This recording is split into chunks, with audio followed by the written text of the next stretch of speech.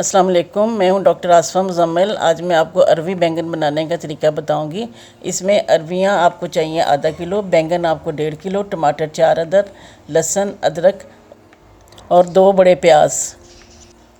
सब चीज़ों को बारीक बारीक काट लें और अरवियों को नमक वाले पानी में डाल के रख लें। टमाटर को आप देखिए कि मैं किस तरीके से काट रही हूँ। इस तरह से आपके टमाटर गल ईज़ी जाते हैं। आसान तरीका इसका ये है। और बैंगन के छिलके नहीं उतारिए।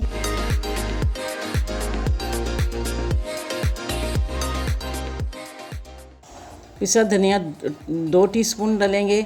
इसमें जो है हल्दी आधी टीस्पून, नमक 1 टीस्पून, सुरख मिर्च 2 टीस्पून, इसमें ज़ीरा है 1 टीस्पून और गरम मसाला ½ टीस्पून। एक देगची में 2 डोई ऑयल डालें। और मैं डोई का इस्तेमाल हमेशा करती हूँ कि डोई की वजह से आपका मसाला अच्छी तरह से घुल जाता है। इसमें प्याज डालें। प्याज को आप ब्राउन कीजिए अच्छी तरह से।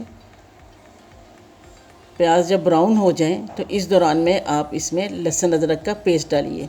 लहसुन अदरक का पेस्ट डाल के थोड़ी देर हिला लीजिए। इसमें अरवियाँ डालें। अच्छी तरह से अरवियों को भून लीजिए ताकि इनकी लेस ख़त्म हो जाए। अरवियाँ भूनने के बाद इसमें आप मसाला जार डालेंगे।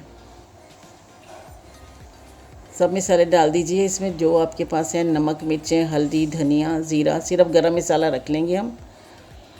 इसको थोड़ा सा आप मिक्स कीजिए अच्छी तरह से। और इसके अंदर टमाटर हम ऊपर डाल के रख देंगे। इस तरह से छिलके समेत रख देंगे।